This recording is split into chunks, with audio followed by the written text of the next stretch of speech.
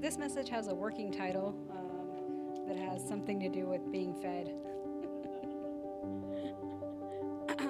Because when I started praying about what I would preach on tonight, the Lord took me to the story of where Jesus fed the 5,000. And I just started reading. And I started reading it, all of the versions of it in the Gospels. And what I first noticed and was drawn to was what Jesus said. And I always think that's the most important part of of everything. And so I went to the red letters, and I noticed a couple of things that in the Gospels, in this story, there were three things that stood out to me about what Jesus was saying. The first one was that he was asking questions. And whenever he's asking questions, I always feel like that's a place to pay attention. So he's asking some questions. The second thing was he was talking about rest. And I don't know if you've ever read this story and noticed that he was talking about rest, but I noticed that was another important thing that stood out to me when I was reading it. And the last thing was that he was giving direction. And I felt like the order of those things was kind of important too. And the first question that stood out to me was in John 6:5. He says, and this is from the Passion Translation, where will we buy enough food to feed all these people? And I was like, why is he asking that question? Where? So I put a little, asterisk in my mind next to that, and just kind of pondering that with God. Why are you asking where? And then the next question was in Mark 6:38, and he said, how many loaves of bread do you have? So the first question was where, and the second question is what do you have? And so I was like, okay, these are interesting things to be aware of, these questions. So we're going to just kind of put a pin in those questions. We're going to come back to those later, but I want to give context for why feeding the 5,000, and anytime Jesus is feeding anyone, it really draws my heart. And that's because when I grew up, we were really, really poor, like really poor. We weren't just poor in our finances. We were poor in spirit too, because my family kind of came from a place where there was a lot of generational brokenness and curses, and some church hurt that created this culture within the family where anything related to Jesus or God or church was just not accepted. You didn't talk about it, and if you did, there were many stories about various types of abuse that took place throughout our heritage, and so instead of that, there was like this false spirituality that sort of took hold and took root within the family. And I was raised as a Buddhist as a result of that. My grandma was indoctrinated at some point in the 70s and indoctrinated my mother. And then when I was born, we were, all a part of this group and this thing. And so 3 times a day we would do this chanting thing in front of this idol, and there was an altar, and on the altar there was food that would be placed there, and it was so crazy because we would be starving, and there would be food that would be offered on this altar to these idols, and there was like this rule that said like you couldn't partake of this food until after 3 days, and so they were just like watching this food sit there that we weren't allowed to eat, and then after these 3 days passed, then it was supposed to have like some kind of life-giving property and stuff, and so we would wait and we would partake of this, but also another thing that our family did was go to church to eat their food. We never stayed for the service. I never heard the gospel.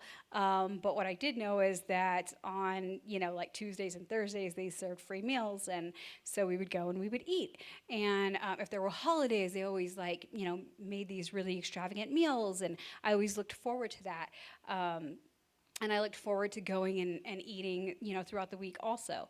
So I was being fed by God from a young age, and I didn't even know it. This is just something that we went and we did.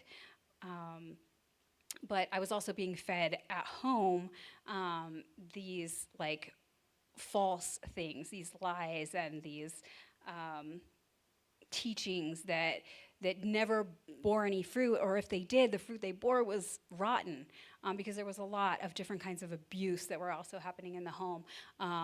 There was neglect, and there was abuse, and there was drug use, and there was, just all of these things, which whenever I think about it now, and I think about the things that, my grandma was warning me about church, and that all of these things that she was afraid of, if you don't get mixed up in the church, they cover up and they hide. And I feel like there's kind of, actually, now that I think about it, a lot of that kind of cultural things I feel like are coming about right now, where people are saying, oh, this is what the church is, don't be a part of that. But as I am just seeing in my own life and as a child, that all the things that we were afraid were going to happen if we became a part of something like that were already happening anyway. So there was already all this rotten fruit, and I could see the stark difference between the light and the dark in my life from just a very, very young age. So there's some background about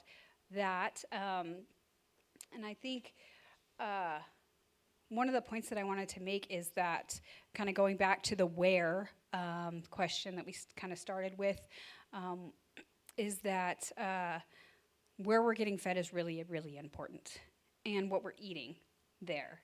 So the reason why I believe that in these stories there's an emphasis on rest, which we find if we look at John 6:10. Jesus says, "Have everyone sit." In Luke 6:4, he says, "Have them sit in groups of 50." So he's telling everyone, to sit, have everyone sit. I really found it interesting that in Mark 6:31, he said, "Come and let us take a break and find a secluded place where you can rest a while." To me, that speaks of the secret place, where he wants to get alone with us. He wants to speak truth to us. He wants to speak life to us. There's another scripture which talks about, and it kind of goes with one of the songs that we sang tonight. It's in Matthew 4:4. It says, "Bread alone will not satisfy, but true life is found in every word that constantly goes forth from God's mouth." So what we're getting, where we're eating and what we're getting fed is really, really important. Something that I've noticed in my life is that even though I repented of literally eating food that was offered to idols, sometimes in my life I fall into trying to sustain myself on lies and creating idols in my life. And sometimes that looks like creating a false idea about who someone is, even though they show me the contrary to that on a regular basis. But in my mind, I'm like, well, maybe that isn't a red flag. Maybe that's more like a mauve flag. I mean, we can agree it's clearly not green, but maybe it's not red either. Luckily for me, I have friends that are very discerning. Did any of you guys have any of those friends that are so discerning that when you present to them the thing that you think God has given you, and you're like, look at this thing that I've been praying for that the Lord has given me. Doesn't it look exactly like all the things I prayed for? They're like, hold on. That is not from God. And you're like, shh, shh. Yes, it is. But me being able to see that for myself has a lot to do with what I'm feeding on. If I'm feeding on reels from Facebook that are, just constantly dumping crap into my soul, and what am I watching on TV? Who am I listening to? Who am I spending time with? What am I giving my attention to? Because where your attention flows, your intentions also flow, right? So if you want your intentions to flow in a direction that is life-giving, the word says something about that. The word says in Romans 5:8 that those who are motivated by the flesh only pursue what benefits themselves, but those who live by the impulses of the Holy Spirit are motivated to pursue spiritual realities. Yeah, that's a good word, right? So then what are those spiritual realities? Romans 8:6 tells us that for the sense and the reason of the flesh is death, but the mindset controlled by the Spirit finds life and peace. How does that sound? Anybody want some life and some peace? I know I do. I've had enough death in my life as far as just heartache and pain. When I was praying about this, and the Lord was kind of taking me through a whole thing this week, I was thinking about being that little girl and going to the church, and what did I think about all of that? And just asking him to show me how I considered things, right? And so he showed me a little girl looking at Jesus on the cross, and I was like, Lord, what did I think about that? And he showed me that because all I had really known up to that point was a lot of suffering and pain, that when I looked at Jesus, I could relate to his suffering and to his pain. And I felt like I was sad for him, but I also felt like this guy gets it. He knows what it means to hurt. I had another question though that came up in my mind, and it was, what did he do that made them do that to him?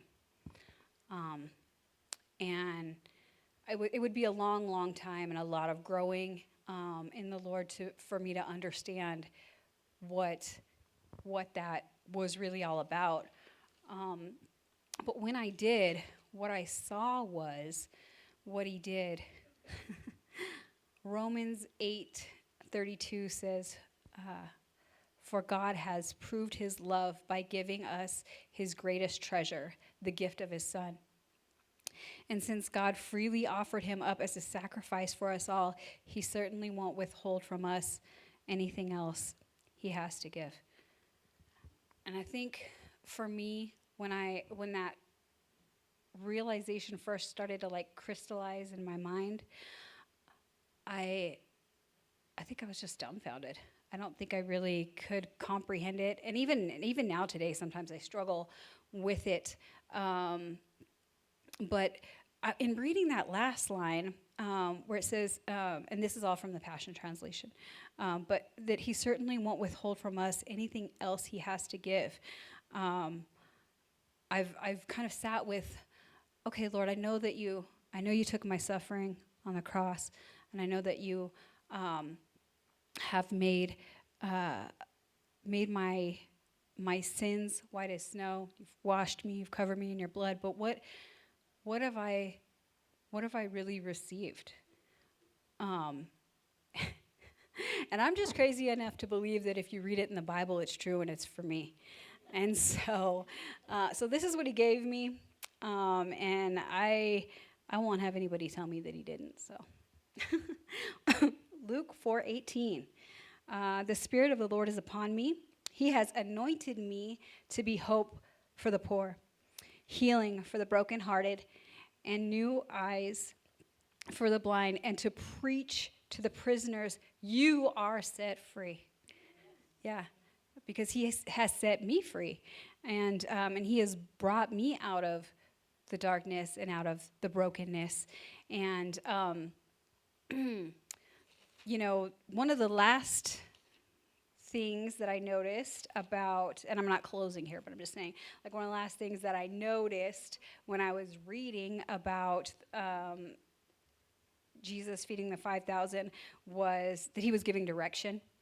And and he was saying in Matthew 14:16, he said, you can give them something to eat. In Luke 9:13, he said, you have to feed them.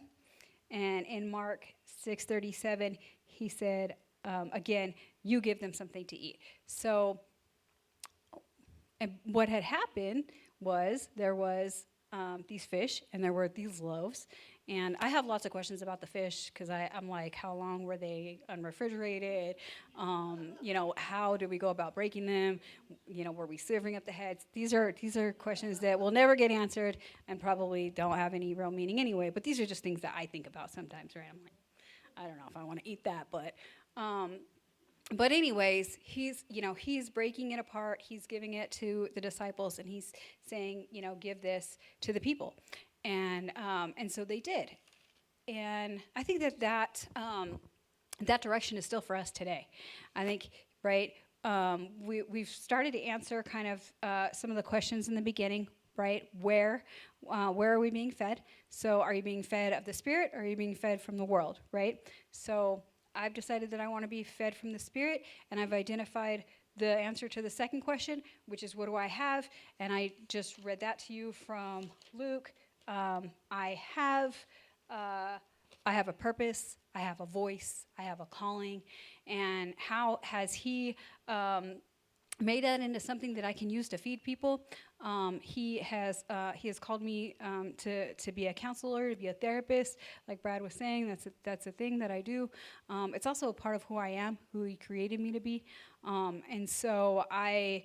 On the daily, I'm walking out this calling to feed people truth and to bring healing into their lives. And I also feel like being here and talking to you guys, even though it's not something that I'm super, super comfortable with doing, is also a part of that feeding, because I feel like he has given me something real and tangible, and I want to give it to you. And one of the reasons why I want to give it to you is because I don't want it to be wasted, because I see in John 6:12, another one of his directions connected to this is that now he says, now go back and gather up the pieces that were left over so that nothing can be wasted. In another translation, I think it was the ESV, he actually said, so that nothing will be lost. And that is how he's redeeming and reclaiming all of those things that were broken and that were taken from me before I had a chance to even know that they were anything valuable to have.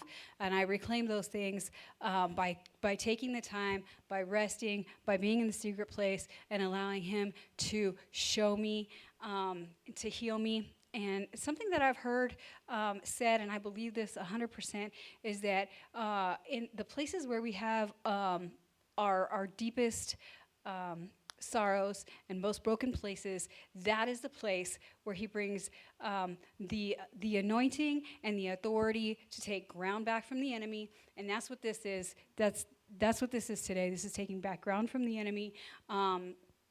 And drawing a line in the sand and saying, no more. I'm not hiding. I'm not going to be in shame. I'm not going to be in poverty. I'm walking in the fullness of the Spirit that he's called me to, because that's who he's made me to be. And that's a beautiful and lovely thing. Let's see. So nothing is wasted. None of your stuff is wasted either. Not a single tear that you have cried. Not a single a bad thing that was said about you, not anything that anyone has ever done to you is something that's wasted. And here's a thing that I want to say, too, that I think is really, really important about this, is that sometimes there's some teachings that say that God will allow something bad to happen to you so that he can make it into something good. And I'm not saying that he's not omnipresent, but I am saying that he is not the one that is creating havoc and chaos in our lives. That's not his job. He is a God of love. And he is the God of reconciliation. And he's not out here creating suffering in our lives so that he can get the glory for that, because that would be child abuse. And that's not who he is. It's not who he is. He's a loving father. And we will go through things in our lives because we live in a fallen world. This is a fallen world. And a little bit of that is Eve's fault. But we can talk to her about that when we get there. Come on, that was supposed to be funny. Nobody thought that was funny. That's okay. It's okay. It's fine. Okay. Yeah.